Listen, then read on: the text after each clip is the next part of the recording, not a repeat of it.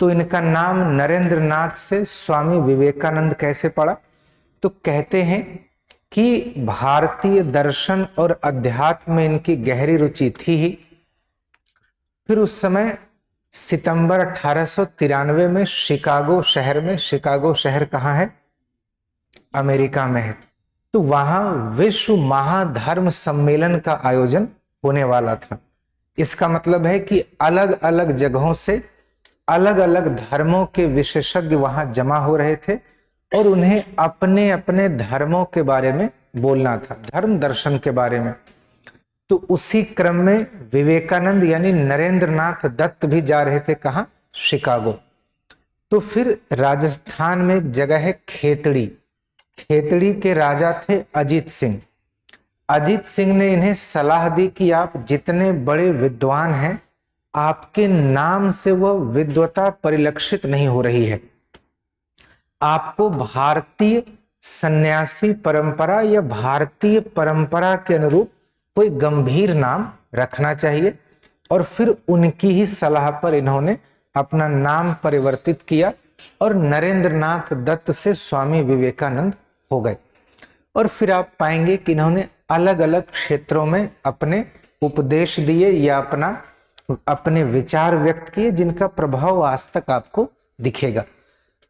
मूल रूप से आप पाएंगे कि इनके उपदेशों को हम कह सकते हैं धर्म और अध्यात्म से संबंधित उपदेश। इसके अलावा इन्होंने राष्ट्रवाद के संबंध में भी विचार व्यक्त किए हैं।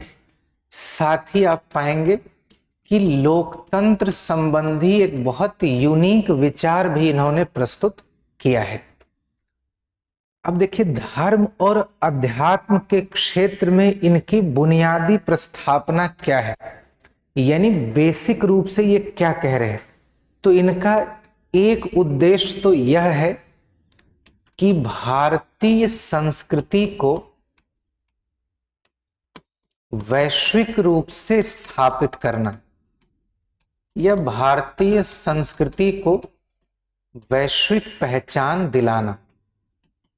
इनका कहना था कि संस्कृति में इतनी क्षमता है कि वह पूरे विश्व के लिए मार्गदर्शक का कार्य कर सकती है। और फिर इन्हें एक मौका मिला। मौका कहाँ मिला? जब ये शिकागो गए 11 सितंबर 1893 को, तो वहां उन्हें भारतीय संस्कृति के बारे में बोलने का मौका मिला। और वहां जब इन्होंने उपदेश दिया या इन्होंने भाषण दिया जो बहुत प्रसिद्ध हुआ, और पूरी दुनिया में फिर आप पाएंगे कि भारतीय संस्कृति को लेकर जागरूकता बढ़ी। वहां इन्होंने एक नए जीवन दर्शन को उद्घाटित किया। कहां? शिकागो में। इन्होंने कहा कि आदर्श जीवन क्या होना चाहिए। आदर्श जीवन की परिभाषा बताई। जैसे दो शब्द होते हैं, एक को कहते हैं प्रवृत्ति, एक को कहते हैं निवृत्ति। क्या क्या मतलब होता है? प्रवृत्ति का मतलब क्या है? स्वभाव है, ठीक है। और अच्छा, पहले निवृत्ति का अर्थ बताइए। निवृत्ति का अर्थ क्या होता है? जैसे आपने सुना होगा सेवानिवृत्त हो गए, रिटायर हो गए, यानी निवृत्ति का मतलब है मुक्त होना। सेवा से मुक्त हो गए तो कहते हैं सेवा निवृत्ति। प्रवृत्त होने का मतलब है शामिल होना। जब हम किसी में शामिल होते हैं तो वह है प्रवृत्त होना, जब उससे मुक्त होते हैं तो वह है निवृत्त होना। तो दो तरह के दर्शन पूरी दुनिया में प्रचलित हैं। एक है प्रवृत्ति मूलक दर्शन और एक है निवृत्ति मूलक दर्शन। निवृत्ति मूलक दर्शन का मतलब है कि संसार में कुछ नहीं रखा है, भौतिक जीवन झूठा है और हमें संन्यास जीवन ग्रहण करना चाहिए। दूसरी तरफ पश्चिम का भौतिकवाद या भारत में भी जैसे चारवाक हैं इत्यादि इत्यादि, उन सब का कहना है कि जो सत्य है वो किस में है? पदार्थ में है, भौतिक में है। यही जीवन सत्य है और हमें भौतिक सुखों की प्राप्ति के लिए ही कोशिश करनी चाहिए। इन्होंने कहा, विवेकानंद ने, कि आदर्श जीवन वह जीवन है जिसमें भारतीय अध्यात्म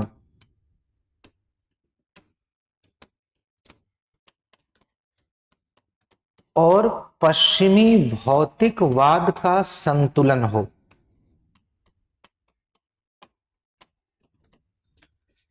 अगर यह दोनों किसी के जीवन में शामिल हो तो उसी को हम लोग कहेंगे आदर्श जीवन। इसका मतलब विवेकानंद ये कह रहे हैं कि जीवन जीने के लिए कुछ वास्तविक आवश्यकताएं हैं, कुछ भौतिक सुख आवश्यक हैं। बिना भौतिक सुखों के जीवन का संचालन बहुत मुश्किल है। किंतु अगर हम केवल भौतिक उपलब्धियों तक ही सीमित रहेंगे और हमें उन भौतिक उपलब्धियों के उपयोग का विवेक नहीं है तो हम जीवन ठीक से नहीं जी पाएंगे। साधारण अर्थों में कहें तो ये कह रहे हैं कि जीवन जीने के लिए धन संसाधन की तो आवश्यकता है, लेकिन उससे भी अधिक आवश्यकता है कि हमें धन के उपयोग का विवेक हो। अगर दोनों चीजें हैं, संयम भी है और उपलब्धता भी है, तभी हमारा जीवन सुखी हो सकता है। इसके अलावा जीवन में सुख का अभाव बना रह सकता है। तो ये एक तरह से मध्यम मार्ग की प्राप्ति कर रहे हैं या मध्यम मार्ग की तरफ चल रहे हैं। लेकिन इन्होंने जिस पर सबसे अधिक बल दिया हुआ है भारतीय अध्यात्म। इनका कहना है कि शांति केवल अध्यात्म से ही मिल सकती है, जीवन चलने के लिए भौतिक सुख अनिवार्य है। इसीलिए जब इन्होंने रामकृष्ण मिशन की स्थापना की तो इन्होंने एक क्रम बनाया था। इनका कहना था कि गरीब व्यक्ति के लिए अध्यात्म नहीं है। क्यों नहीं है? क्योंकि उन्हें पहले अन्न की आवश्यकता है, फिर विद्या की आवश्यकता है और फिर अध्यात्म की आवश्यकता है। तो उन्होंने कहा पहले जो अभाव में जीवन जी रहे हैं उनका अभाव दूर होना चाहिए। पहले जो अशिक्षित हैं उन्हें शिक्षा मिलनी चाहिए। इन सब का मतलब है कि पहले एक पात्रता तैयार होनी चाहिए। मजबूरी में सन्यासी बने, इससे कोई भी लाभ होने वाला नहीं है। सच्चा सन्यास तब हो सकता है जब मानसिक रूप से वह व्यक्ति सन्यासी हो। जैसे कि मान लेते हैं कि आप, जो बहुत प्रचलित मुहावरा है कि आप नदी के किनारे बैठे हुए हैं और अचानक फिसल के गंगा जी में गिर गए और फिर आपने ईश्वर का नाम लेना शुरू कर दिया कि चलो गंगा स्नान का पुण्य मिलेगा।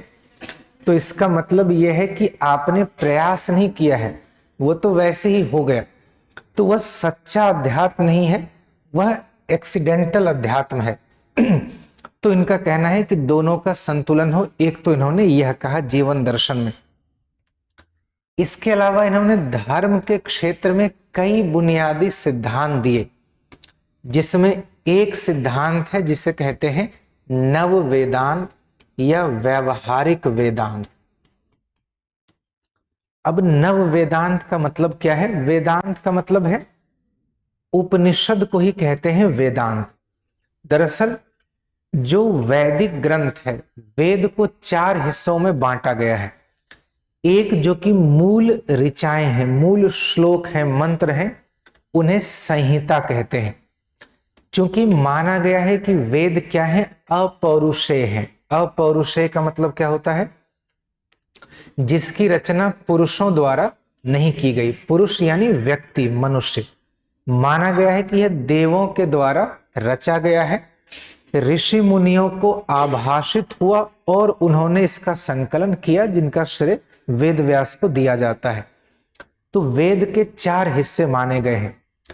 एक है संहिता, दूसरा है ब्राह्मण, तीसरा है आरण्यक और चौथा है उपनिषद। एक ही मंत्र की अलग अलग व्याख्या है। किसी में कर्मकांडीय व्याख्या है, किसी में रहस्यवादी व्याख्या है, और जो दार्शनिक व्याख्या है वेद की वह किसमें है? उपनिषद में। दार्शनिक व्याख्या का मतलब जीवन क्या है, सत्य क्या है, मृत्यु क्या है, असत्य क्या है, इत्यादि इत्यादि। मोक्ष है, पुनर्जन्म है, ईश्वर है, यह सब उपनिषद का विषय है। तो उपनिषद को ही कहते हैं वेदांत, क्योंकि वह वेद का अंत है, अंतिम हिस्सा है, इसलिए उसे कहते हैं वेदांत। उसी आधार पर आप पाएंगे कि शंकराचार्य ने 8वीं-9वीं सदी में एक सिद्धांत दिया जिसे कहते हैं अद्वैत का सिद्धांत। अद्वैत यानी नॉन डुअलिटी। उनका कहना है, जो शंकराचार्य ने दर्शन दिया, वो कह रहे हैं कि जीव और ब्रह्म जो कि दो अलग अलग इकाइयां दिख रही हैं, वो अलग अलग इकाइयां नहीं हैं। जीव और ब्रह्म दोनों क्या है? एक ही है। हमें पता कैसे नहीं चलता? क्योंकि हम अज्ञानी हैं। क्योंकि हमारे पास ज्ञान नहीं है, इसीलिए हमें जीव और ब्रह्म दो अलग अलग सत्ताएं दिखती हैं, ऐसा उन्होंने कहा। तो मूल रूप से उनके सिद्धांत के दो पक्ष थे। एक तो उन्होंने कहा कि यह जो संसार है, इहलोक, यह क्या है? माया है, यानी अवास्तविक है, आभासी है। वास्तविक सत्ता कौन सी है? जिसे हम देख नहीं पा रहे हैं। और वह सत्ता हमें कब दिखेगी? तो वह सत्ता हमें तब दिखेगी जब हमें ज्ञान की प्राप्ति हो जाएगी।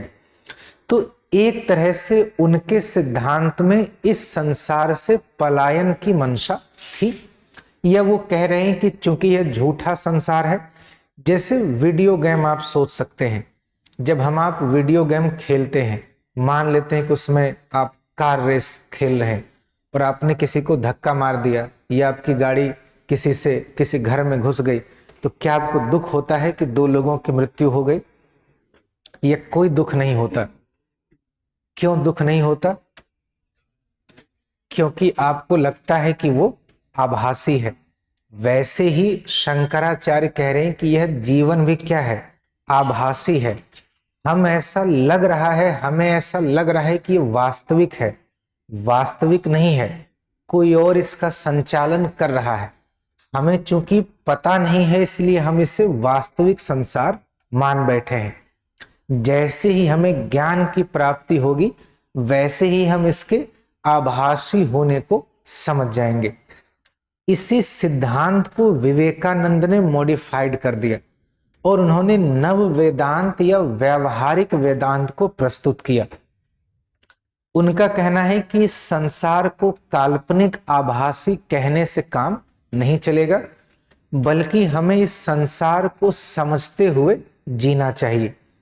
और वास्तव में यह संसार पूरी तरह से आभासी है भी नहीं। और अगर हम इसे आभासी, अवास्तविक, मिथ्या संसार कह देंगे, तो इस जीवन क्षेत्र में प्राप्त हो सकने वाली उपलब्धियों से हम वंचित हो जाएंगे।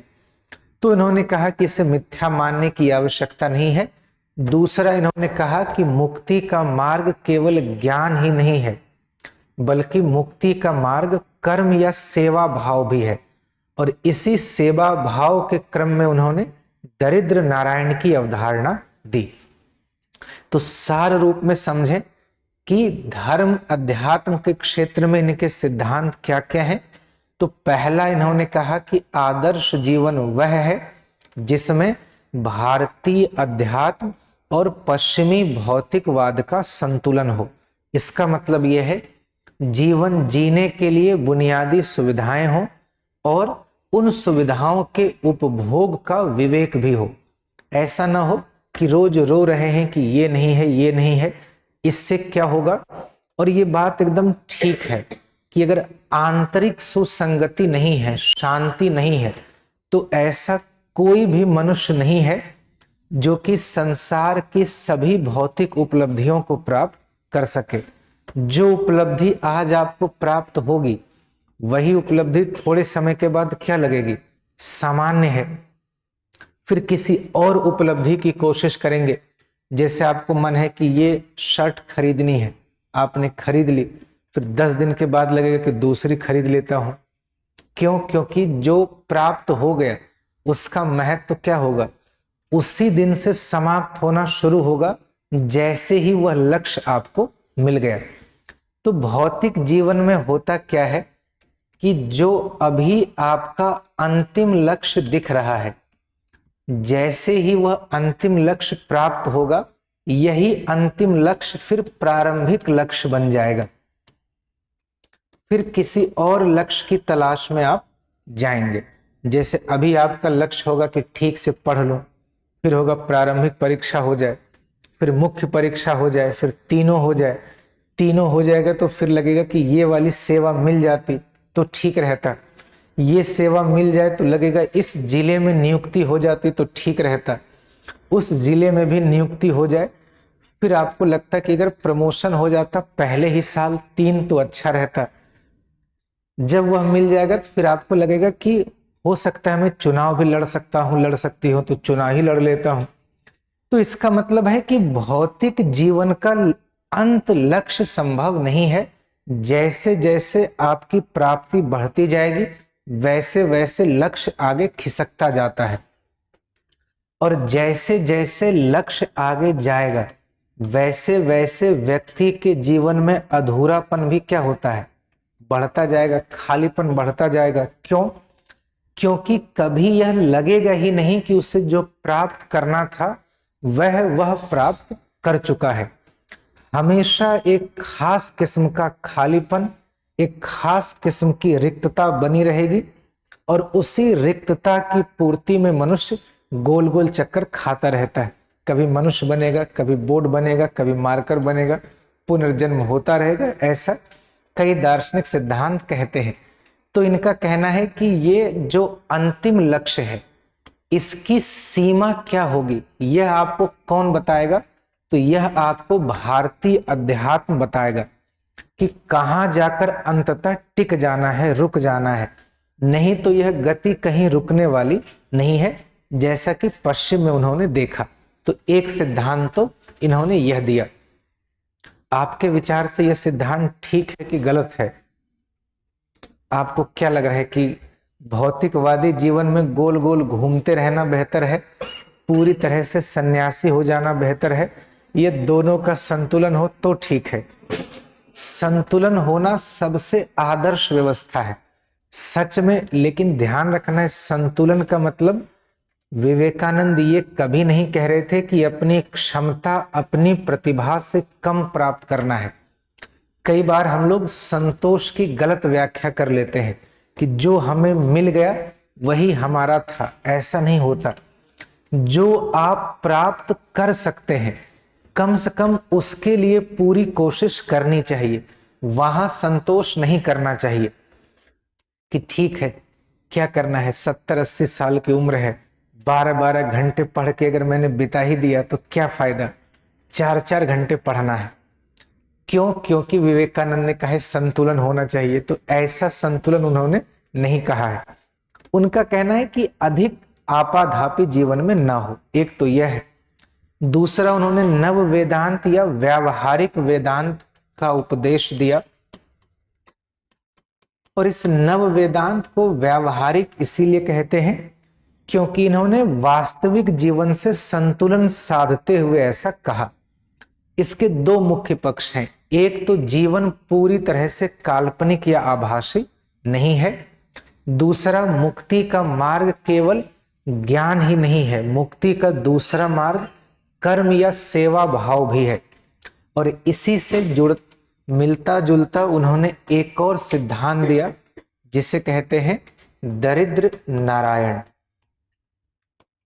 जब इन्होंने यह कहा कि कर्म एवं सेवा भाव से भी मुक्ति मिल सकती है, तो लोगों ने इनसे पूछा कि सेवा भाव का मतलब क्या है। तो इन्होंने दरिद्र नारायण की अवधारणा दी। इनका कहना है कि आपको उपासना के लिए ईश्वर खोजने की आवश्यकता नहीं है। अगर कोई गरीब व्यक्ति आपको मिलता है, आप उसकी गरीबी को दूर करने का प्रयास करते हैं, तो वह भी एक तरह से क्या है, नारायण की ही सेवा है। तो उन्होंने कहा गरीबों की सेवा करना यानी नर की सेवा करना भी किसकी सेवा है, नारायण की ही सेवा है। अगर आप ऐसा कर्म करेंगे तो निश्चित रूप से आपकी मुक्ति संभव है। मुक्ति का साधारण मतलब क्या होता है? आप पाएंगे जितने दर्शन, जितने धर्म हैं, सबका सर्वोच्च लक्ष्य है मुक्ति, जिसे मोक्ष कहते हैं। कोई कैवल्य कहता है, कोई अरहत कहता है। इन सब का मूल मतलब क्या है? जीवन मृत्यु के चक्र से मुक्त हो जाना, कि एक बार जन्म लिया, दोबारा जन्म लेने की आवश्यकता न हो, वही है साधारण रूप से मुक्ति। सामान्य अर्थ में कह देते हैं कि इस जीवन में, और इस जीवन का मतलब है भौतिक जीवन से धीरे धीरे निवृत्त होने को भी मुक्ति के संदर्भ में लिया जाता है। तो इनका कहना है कि अगर आपने इनकी सेवा की तो आपको मुक्ति मिलेगी। फिर इन्हीं आधारों पर इन्होंने अपने गुरु रामकृष्ण परमहंस के नाम पर 1897 में एक संस्था स्थापित की कलकत्ता के बेलूर मठ में, और वह मिशन कहलाता है रामकृष्ण मिशन। रामकृष्ण परमहंस मूर्ति पूजक थे, लेकिन साथ ही उन्होंने यह कहा कि जितने धर्म हैं उन सभी धर्मों में एक ही जैसे तत्व हैं, तो वो सभी धर्मों में समन्वय स्थापित करना चाहते थे और सब में एकता का तत्व स्थापित करना चाहते थे। वैसी ही कोशिश इन्होंने भी की, और इनके रामकृष्ण मिशन का प्राथमिक उद्देश्य यह था कि पहले सबके लिए अन्न की व्यवस्था करनी है, फिर सबके लिए शिक्षा की व्यवस्था करनी है, और फिर जब ये दोनों हो जाए तभी सबके लिए अध्यात्म की व्यवस्था करनी है। और इसीलिए इन्होंने कहा कि अगर इस देश में एक भी भूखा व्यक्ति है, एक भी अशिक्षित व्यक्ति है, तो तब तक देश के उत्थान की बात केवल कल्पना है, देश का उत्थान संभव नहीं है। वह केवल और केवल तब हो सकता है जब कोई भूखा और अशिक्षित व्यक्ति न रहे। तो धर्म और अध्यात्म में आप पाएंगे कि इनका दृष्टांत बहुत महत्वपूर्ण है, और कुछ गिने चुने दार्शनिकों में है जिनका प्रभाव आज तक भी है। अब एग्जाम की तैयारी को और बेहतर करने के लिए हमारे चैनल को लाइक, शेयर और सब्सक्राइब करना ना भूलें।